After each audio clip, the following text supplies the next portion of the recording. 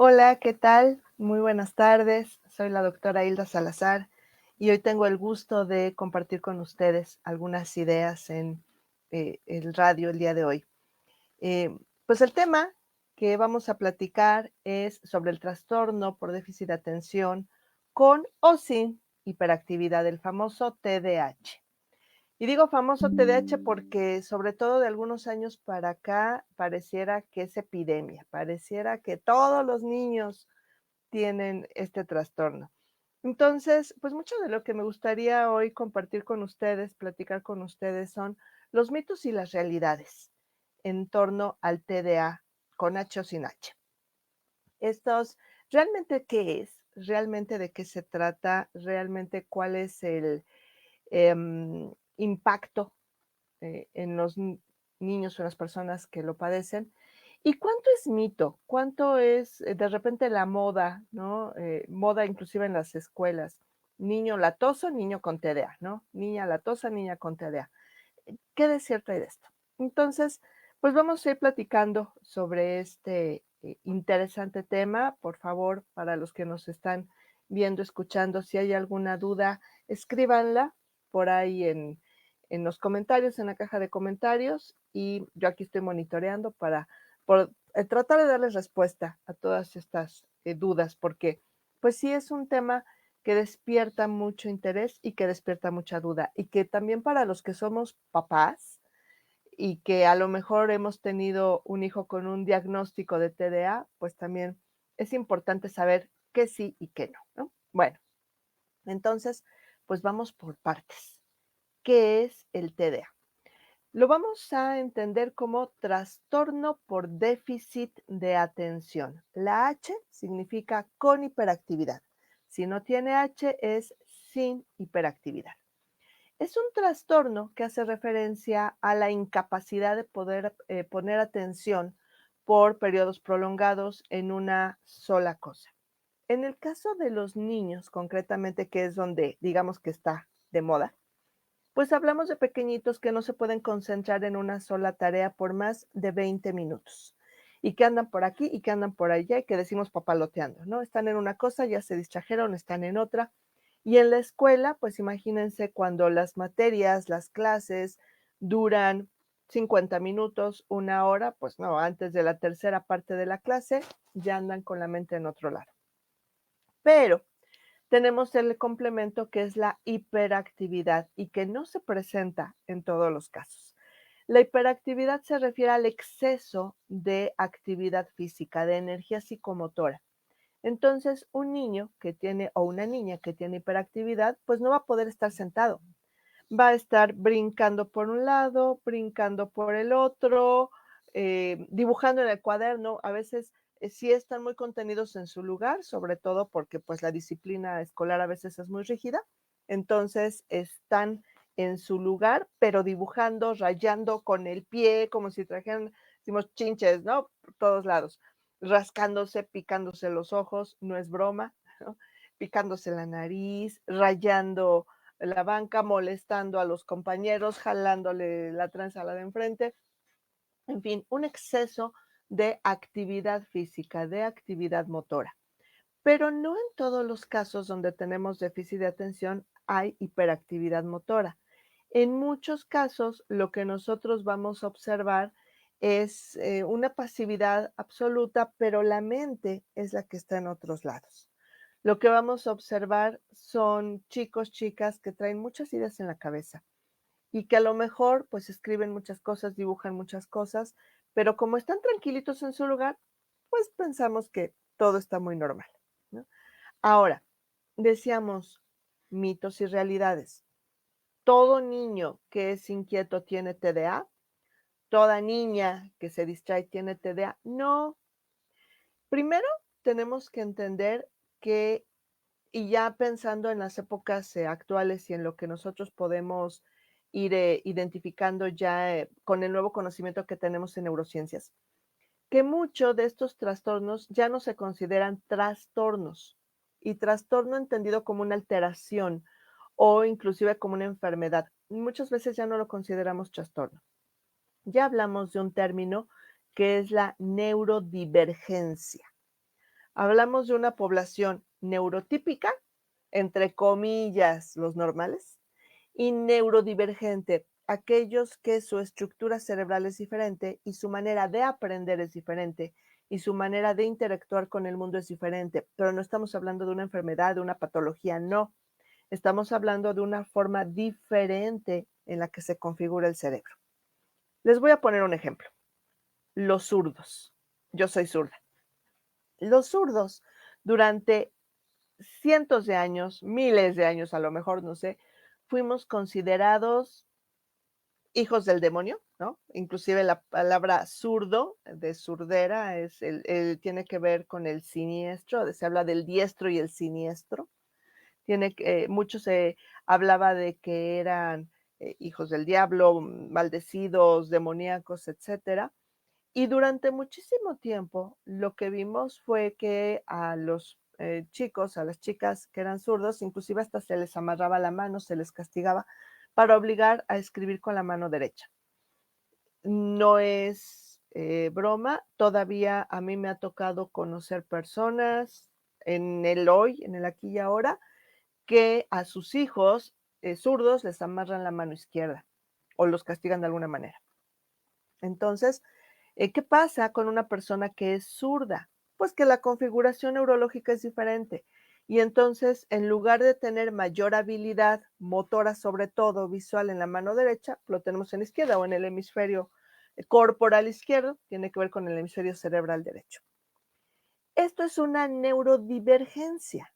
Ajá. Los zurdos aprendemos diferente, escribimos diferente, tenemos una relación con el mundo diferente. Por ahí se habla de que somos más inteligentes. No, bueno, sí, pero no. ¿A qué me refiero?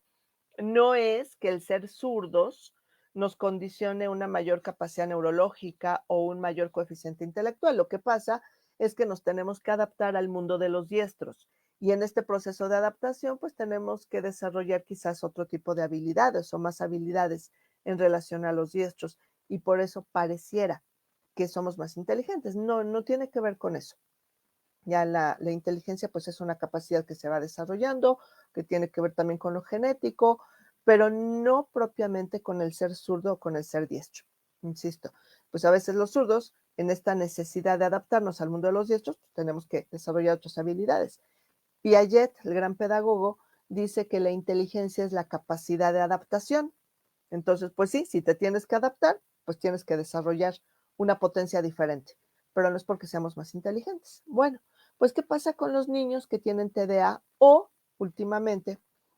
Ahora sí que el TDA fue un término de moda hace, digamos, unos 10, 15 años, todavía se sigue escuchando mucho, pero ahorita el término de moda son los niños Asperger. ¿Qué son los niños Asperger? Pues el Asperger es un tipo de trastorno que está dentro del espectro autista, pero que también no es que sean niños enfermos, es que su manera de entender el mundo es diferente. Entonces, los neurodivergentes van a tener una configuración cerebral diferente, fuera de la norma, entendiendo a la norma como la mayoría. No tiene que ver con sano, con bueno, con malo, no. Tiene que ver con mayoría. Entonces, la mayoría, por ejemplo, son diestros. La minoría somos zurdos, pero no quiere decir que tenemos una patología.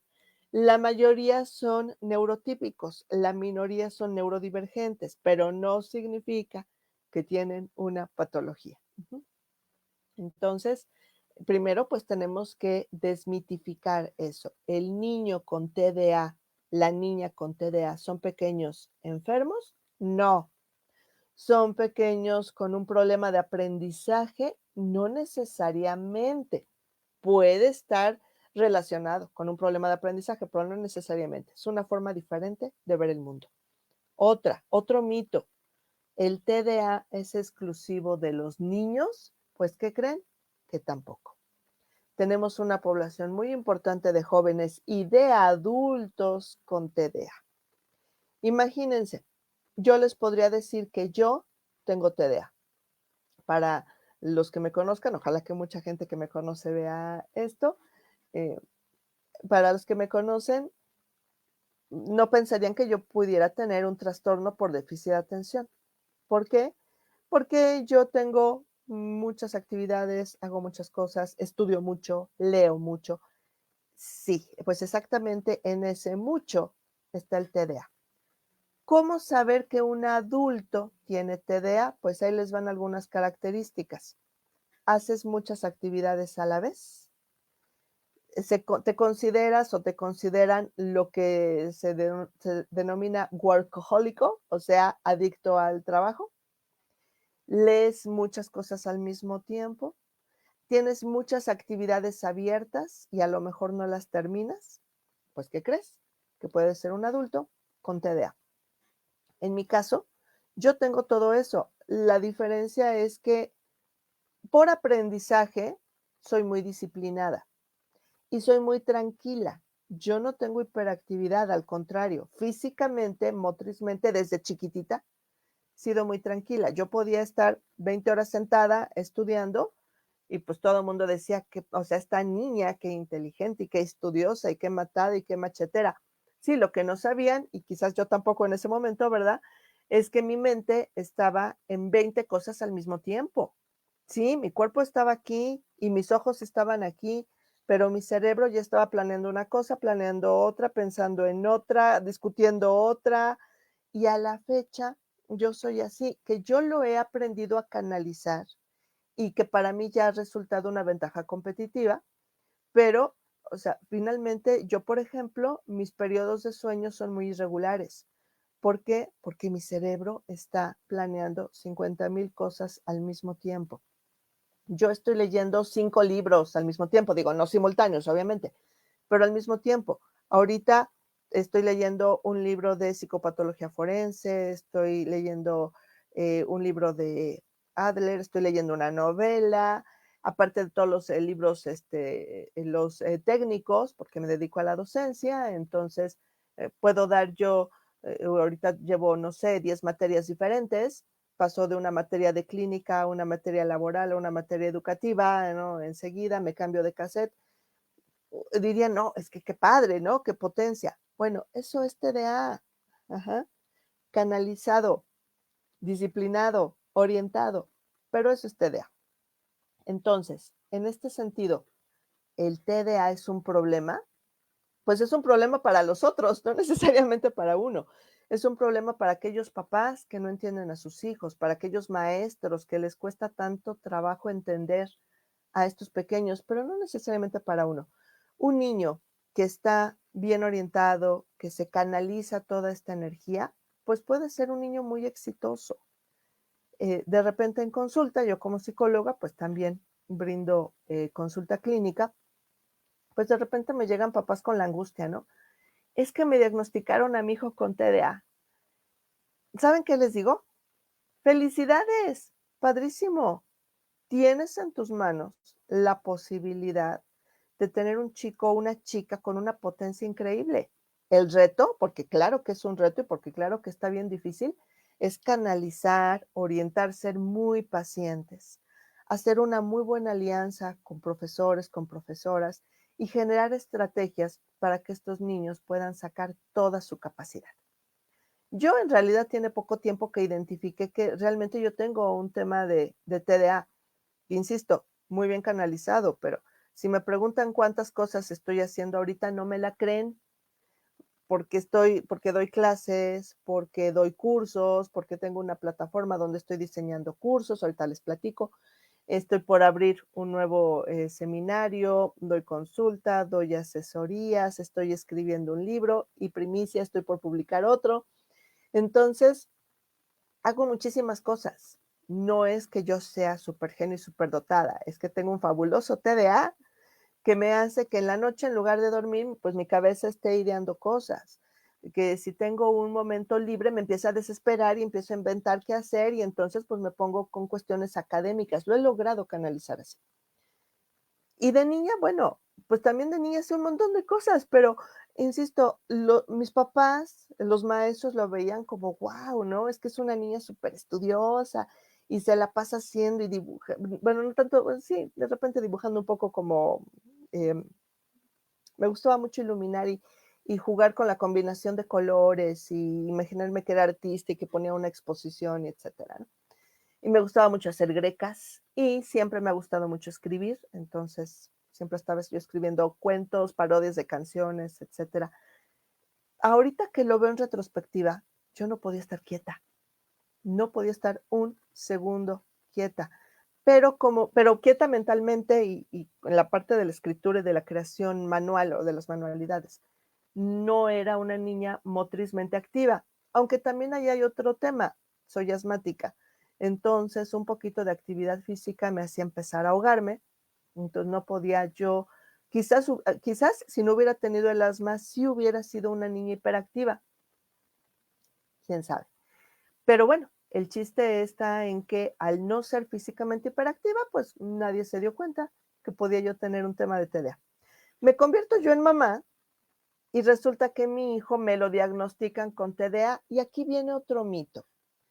Todos los niños que tienen una neurodivergencia, una forma diferente de ser o que son medio activos en la escuela o traviesos, ¿tienen TDA? Pues no.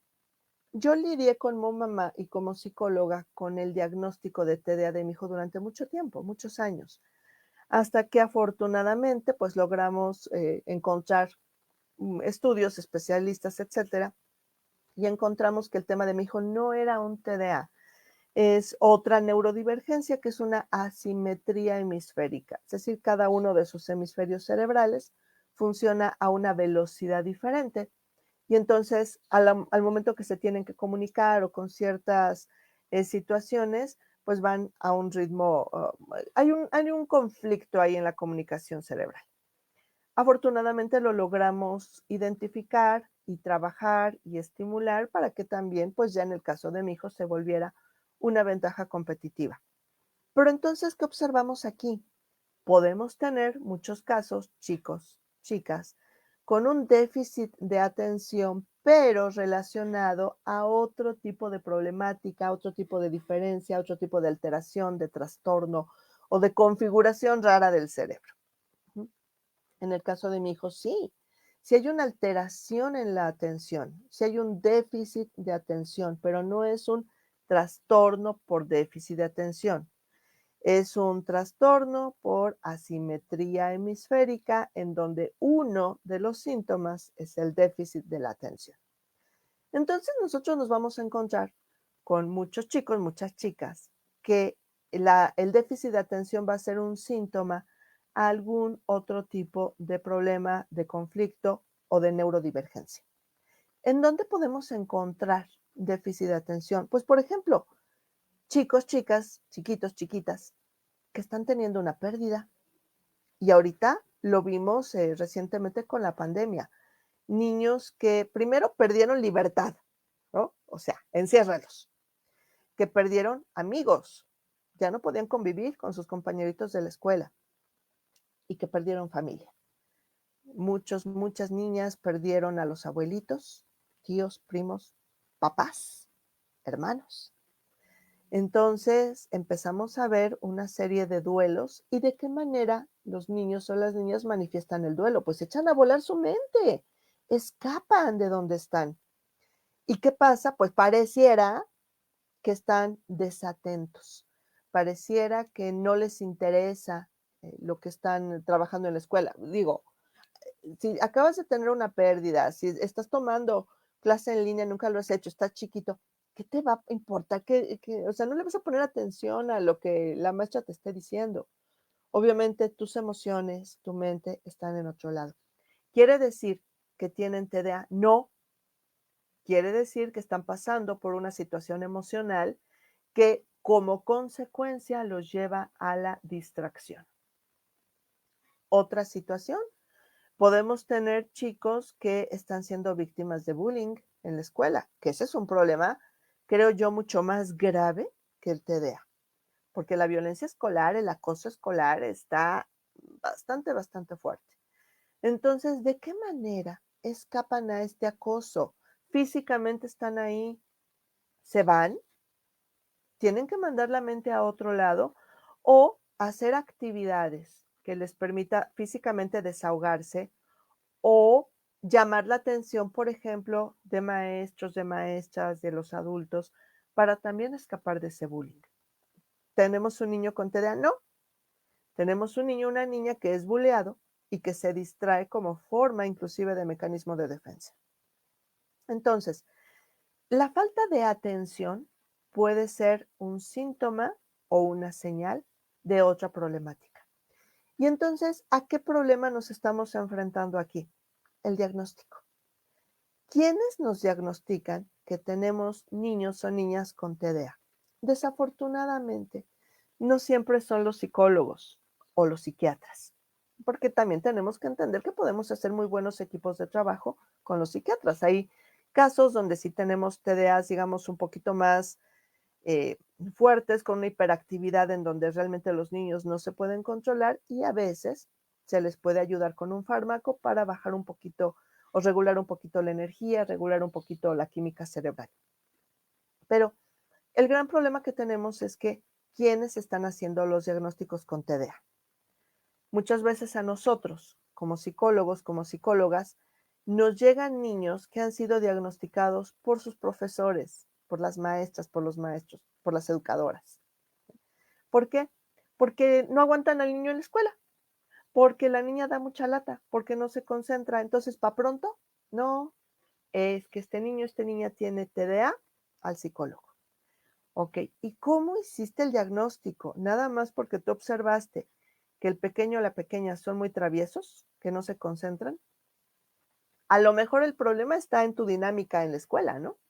A lo mejor son profesores que no saben manejar grupos grandes o que no tienen estrategias para abordar todos los estilos de aprendizaje o que se desesperan, ¿no? Simplemente. Y quieren que todos estén sentaditos, derechitos, viendo al frente y ni respires, ¿no? Pues obviamente hay muchos niños, ya más ahorita en la actualidad, que necesitan otro tipo de estímulos, que además reciben muchos estímulos del medio ambiente. Entonces la escuela resulta terriblemente aburrida. Por supuesto que se van a distraer, pero para pronto, las maestras, los maestros nos hacen el diagnóstico. ¿Qué otras experiencias tenemos? Pediatras que nos hacen el diagnóstico, porque llega la mamá, no llega el papá con el pediatra, es que mi hijo va muy mal en la escuela. Ah, TDA. O les digo últimamente Asperger. Y entonces nos los están medicando. ¿Y quiénes nos están medicando a los niños? Los pediatras. ¿Quiénes nos están medicando a los niños? Los médicos de farmacia.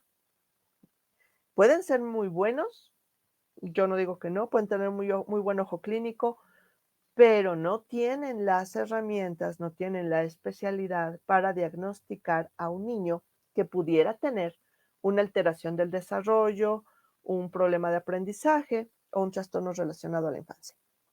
Entonces, ellos no son la autoridad competente para brindar un diagnóstico de este tipo. Solamente un psicólogo, y me atrevo a decir que no cualquier psicólogo, un psicólogo que tenga experiencia en desarrollo de la infancia, es el que está capacitado, o un neurólogo también pediátrico, o un psiquiatra también pediátrico, son los que tienen la capacidad, la preparación, la experiencia para diagnosticar a un niño, a una niña con trastorno por déficit de atención con hiperactividad o síndrome de Asperger o autismo, etcétera. No los profesores.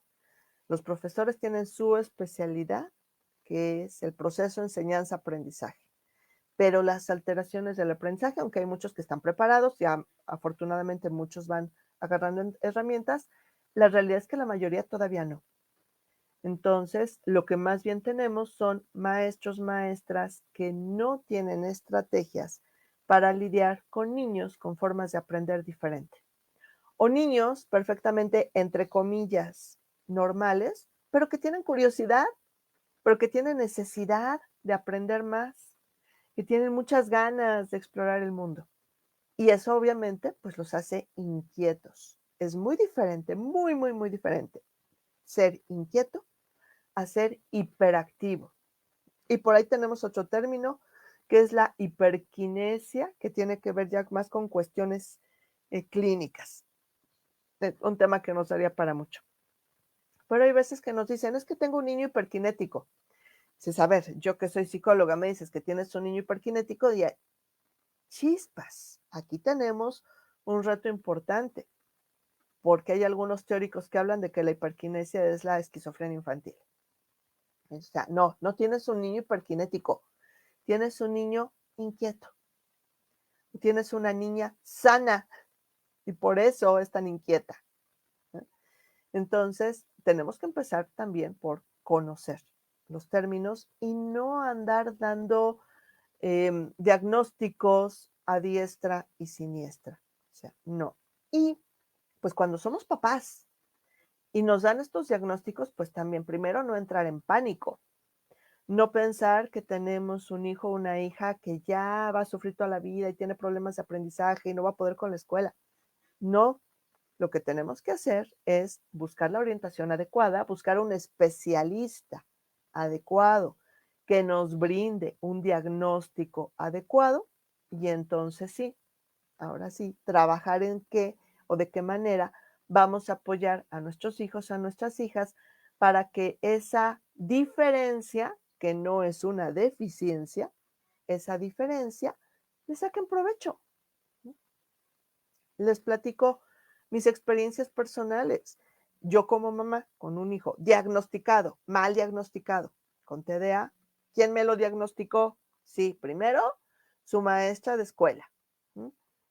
Em, ya en forma, creo que la primera maestra que me dijo que mi hijo tenía TDA fue una maestra de un taller de cerámica de segundo de primaria, que un día me citó y me dijo, no, es que mira, es que pues tu hijo no, no pone atención y se distrae y le gusta estar jugando. Un taller de cerámica, imagínense, ¿no? Le gusta estar jugando. ¿Con qué? Con la cerámica. No hace lo que yo le digo, porque la maestra decía una taza y pues él hacía una jarra, ¿no? Pues sí, su creación, su creatividad iba a otro nivel. Pero además, la maestra en cuestión me dice, yo en algún momento he tomado cursos de psicología. Imagínense yo, ¿no? En ese momento, pues tenía la licenciatura y la maestría, ahorita ya tengo el doctorado, pero en ese momento la licenciatura y la maestría. Y esta maestra diciéndome que tenía cursos en psicología. Pues sí, obviamente me picó el ego, ¿no? Obviamente dije, a ver, espérame, este, tú has tomado unos cursos, yo soy especialista, pero a ver, ¿qué tienes que decir? ¿No?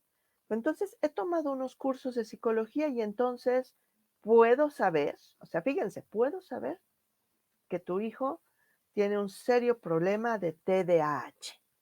Dices, aquí en la torre, ¿no? O sea, yo sé, porque yo lo sabía, que mi hijo no era un niño normal en el sentido estricto de la mayoría, que tenía procesos diferentes, pero, o sea, un TDA, y me pueden decir, ay, es que estabas en negación. No, no, o sea, yo sé que un niño que tiene déficit de atención no se puede concentrar más de 20 minutos en una actividad. Mi hijo en actividades que le gustaban, como por ejemplo armar legos, podía estar horas. O sea, casi a la fuerza era jalarlo para que se fuera a comer, porque si estaba haciendo algo que le interesaba, era imposible que lo pudiera yo quitar de ahí. Entonces yo decía, es que esto no es un déficit de atención, es otra cosa. Ya después encontramos que era, pero no era un déficit de atención. Pero esta maestra me decía, no, es que tiene un TDA, ¿sabe qué? Dice, y la verdad es que, pues yo veo que tu hijo tiene pues muchos problemas para aprender, y yo creo que pues hay que darle un apoyo muy importante, llevarlo a instituciones de educación especial, porque como yo lo veo muy difícil que tu hijo pueda siquiera terminar la primaria.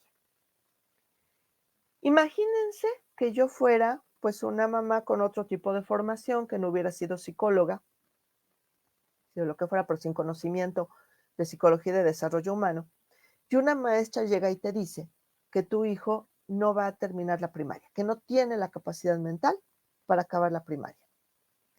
Pues en ese momento primero te tiras a llorar, luego pues no sabes qué hacer, te enojas, te preocupas, te angustias, sientes pena por tu hijo, ya lo estás etiquetando, ¿no? Ya lo estás tratando de una manera no es correcta, y porque una maestra que se supone que pues tiene cierta especialidad, te está diciendo, porque ella ya lo diagnosticó, que tu hijo no va a acabar la primaria.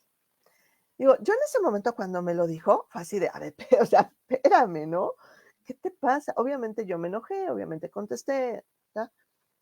Pero no quiere decir que no me haya preocupado.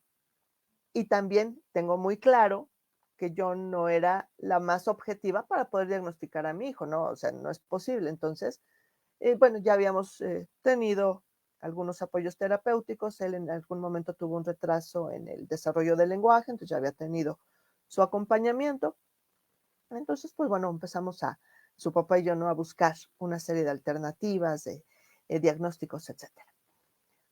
Por supuesto que yo nunca dije, bueno, este niño no va a terminar la primaria, por supuesto, claro que no, pero sí me angustiaba que no pudiera eh, hacer esa química, ¿no? Con los profesores, poder llevar un proceso educativo, pues que le resultara a él satisfactorio. Por ejemplo, él adoraba ese taller de cerámica y esa clase, pues por supuesto que fue la última, ¿no? Una porque pues yo estaba más que enojada y la otra, pues porque la maestra me dijo que no lo quería tener ahí. Entonces, para mi hijo fue una pérdida tremenda el perder su taller de cerámica. Se buscaron otras alternativas que a la postre serían pues más agradables para él, pero pues de momento significó una pérdida importante. Entonces, sí, como papás, tenemos que ser, primero, no entrar en pánico, estar tranquilos, estar conscientes, buscar las alternativas de diagnóstico adecuadas y aliarnos con nuestros hijos en, en un buen principio, ¿no? O sea, yo no me voy a poner del lado de la maestra y decir, ah, sí, o sea, niño latoso, niño hiperactivo, niño no puedes con la escuela. No, yo iba a respaldar a mi hijo, buscar de qué manera apoyarlo. Y afortunadamente, bueno, se logró. Y ahorita mi hijo a sus 24 años, pues ya es un ingeniero geólogo y está estudiando su maestría, ¿no? Imagínense si me hubiera clavado con la idea de no vas a poder terminar en la primaria y yo misma por ese temor lo freno, en lugar de impulsarlo y en lugar de buscar las alternativas y de no verlo como muchas veces se ve a estos pequeñitos como si fuera una discapacidad. Vaya, hasta las personas con discapacidades ya no las consideramos discapacitadas, sino con capacidades diferentes. O sea, no van a tener las capacidades comunes y corrientes, van a tener otras y a veces mejores, ¿no? Entonces, eh, no poner estas etiquetas, no espantarnos, no frenar el desarrollo de nuestros hijos o de nosotros mismos, buscar conocer. Conocimiento es poder. En el momento en el que estudiamos, leemos, buscamos las opiniones de especialistas, empezamos a tener poder para tomar decisiones adecuadas y acompañar a estos pequeños, sean nuestros hijos, sean nuestros alumnos, en un proceso de desarrollo y de crecimiento sano acorde a sus propias características neurológicas. Punto. A veces este estigma social pesa mucho. Es que tienes un hijo con TDA. Pobrecito, ¿no? Pobrecito, ¿por qué? Sabes que puede llegar a tener más capacidades que tú. ¿Sí? ¿Por qué? Porque en este proceso de adaptación puede desarrollar muchas potencias. Decían, ahorita les comentaba, no solamente los niños tienen TDA, tenemos muchos jóvenes con TDA y lo vamos a ver o con alguna otra alteración, modificación o neurodivergencia, como lo queramos ver, sin pensar en discapacidad, nunca. Eh, en secundaria vamos a ver muchos chavos, muchas chavas que cómo les cuesta trabajo poner atención a una materia. Si de por sí en secundaria no tenemos como lo que los mejores modelos educativos y tenemos muchos adultos que están en sus propias crisis existenciales, y vamos a ver que a los chavos les cuesta mucho trabajo, que si matemáticas, que si física. ¿Por qué? Porque además están en la transición del pensamiento concreto al pensamiento abstracto. Algunos se tardan más tiempo. Entonces, y si además tienen alguna deficiencia o diferencia en sus procesos de atención, de aprendizaje, pues más difícil todavía. Y la sufren. Al final, sobreviven. A punta de trancas, sobreviven, ¿no? Entonces, vamos a tener muchos jóvenes que si nosotros primero los escucháramos, los entendiéramos y les diéramos estrategias de aprendizaje acordes a sus propias capacidades, la realidad sería otra. Simplemente yo sufrí mucho, en secundaria con las de siempre, ¿no? Matemáticas, física, amaba historia. La sufrí, la salvé. Hay muchos que se tardan más tiempo, al final la salvan. O sea, todo el mundo la sufrimos. Pero, ¿qué necesidad de estarla sufriendo? Si tenemos un modelo educativo acorde a las características de estos nuevos chicos, porque además ya estamos hablando de que ya es un porcentaje importante, la realidad va a ser otra. Primero, en el nivel de satisfacción. Después, en el nivel de aceptación emocional e inclusive de relaciones familiares, porque vemos que aquí es una época de mucho rompimiento con las familias, porque los propios papás tachan a sus hijos de burros, de tontos, de flojos, cuando no. Lo que pasa es que aprenden diferente. Y luego pues llegamos a la adultez, ¿no? Sobrevivimos secundaria, sobrevivimos preparatoria, en el mejor de los casos llegamos a la universidad, la sobrevivimos, llegamos a adultos y es cuando pues ya nos damos cuenta de que realmente sobrevivimos a los estigmas sociales, a los paradigmas educativos, quién sabe cómo, y muchas veces pues logrando, como decía, una ventaja competitiva. Cuando lo logramos canalizar, cuando no, pues podemos sufrir muchos problemas, ¿no? Vamos a ver muchos adultos que tienen mucha irregularidad laboral, están un rato en un trabajo, ya se aburrieron, se tienen que ir a otro, no se ajustan a los horarios, no se ajustan a la disciplina, pero no quiere decir que sean malos trabajadores, muchos son muy creativos, por ejemplo. Lo que pasa es que también, pues los trabajos son tradicionales, son cuadrados, con una disciplina que a veces no es muy para nosotros. También podemos nosotros orientar a esos adultos hacia las opciones laborales que se ajusten a su manera de ser. Para mucha gente el home office está siendo una muy buena alternativa porque la disciplina ya la pones tú, los horarios los pones tú, te administras. Denme un objetivo y yo lo cumplo. A lo mejor yo voy a trabajar mejor en la madrugada, por ejemplo, ¿sí? Porque nuestros horarios se manejan al revés. A lo mejor necesito mucha actividad de campo. Yo no puedo estar en un escritorio, necesito andar afuera, necesito estar en movimiento. Hay muchos trabajos que dan esta oportunidad. Entonces, también hacia los adultos tenemos que lograr orientar hacia cuál va a ser la mejor profesión, la mejor actividad laboral, el mejor espacio de trabajo, hasta la mejor manera de desarrollarse socialmente y de integrar sus relaciones personales, laborales, de pareja y en un momento dado, pues también como papás, ¿no? Entonces, bueno, si nosotros platicamos de este tipo de situaciones, el TDA realmente primero es un tema común.